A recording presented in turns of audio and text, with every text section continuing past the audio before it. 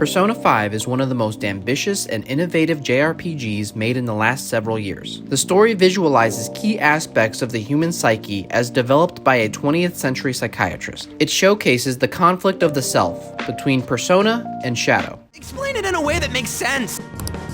I shouldn't have expected a moron to get it. What did you say?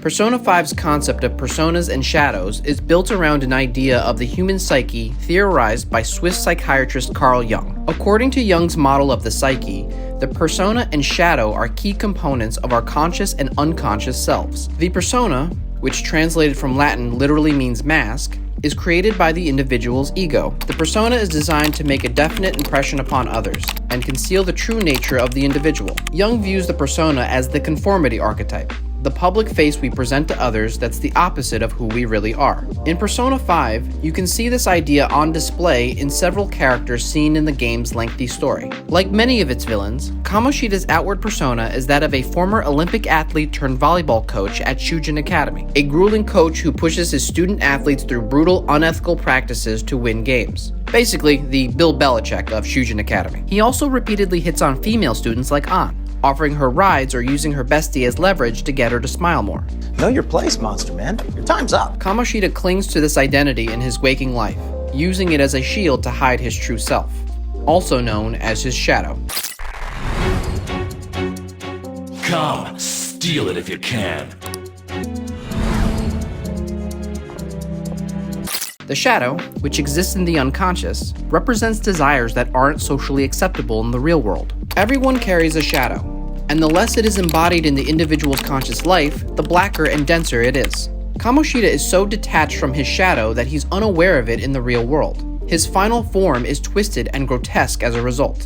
What the hell is even that? Kamoshida's darkest desires are that he's superficial and entitled. In the metaverse, the game's allegory for the psyche, he views Shujin Academy as his castle, and he is its king, one who rules in hot pink underwear. He views his student athletes as slaves, meant to endure endless torture in gauntlet-style chambers. As for his female students, he objectifies and fantasizes about them being his servants, with shrines symbolizing those urges. Yikes. All of it is part of a subconscious effort to maintain the image of his glory days as a star athlete. For someone to have self-awareness requires what Carl Jung refers to as the process of individuation, or as Cat Not Cat Morgana puts it, a change of heart.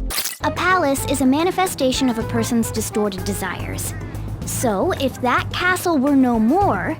For real? He's gonna turn good? Erasing a palace essentially means forcing the owner to have a change of heart. Individuation is to divest the self of false wrapping. This process brings wholeness to the self, removing the persona and merging ego with shadow. There are multiple stages on the road to individuation, but the game only focuses on the first, the assimilation of the shadow. This is the realization of our unconscious desires, which manifest in our dreams and cause us to reflect on them in our waking life. Let's say you're reckless with money. You may not be aware of the severity of that carelessness until you dream about someone losing thousands at a casino you've never been to. The casino is also run by Mario in a top hat and monocle. When you wake up, their wasteful spending resonates from that dream. Our external selves are now more aware of who we are internally. In Persona 5, once the Phantom Thieves defeat Kamoshida's shadow in the metaverse, the shadow pledges to converge with the ego. The subconscious blends with the conscious to create self-awareness, a form of individuation. When Kamoshida returns to school, his persona of the star volleyball coach is destroyed. He gains a conscience and confronts who he is. I have repeatedly done things that were unbecoming of a teacher. Verbally abusing students, physically abusing my team, and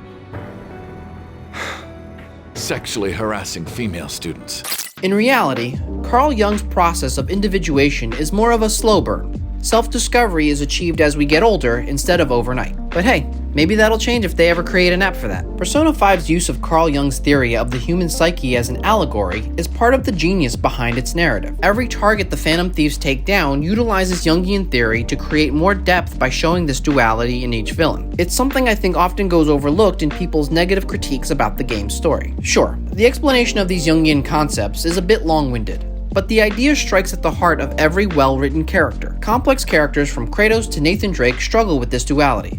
The journey is often about looking inward. When our conscious and subconscious selves become aware of each other, we evolve and grow as individuals. It's a never-ending battle between the person we wish to be seen as and our true nature tucked away beneath the surface. A battle between the persona and the shadow.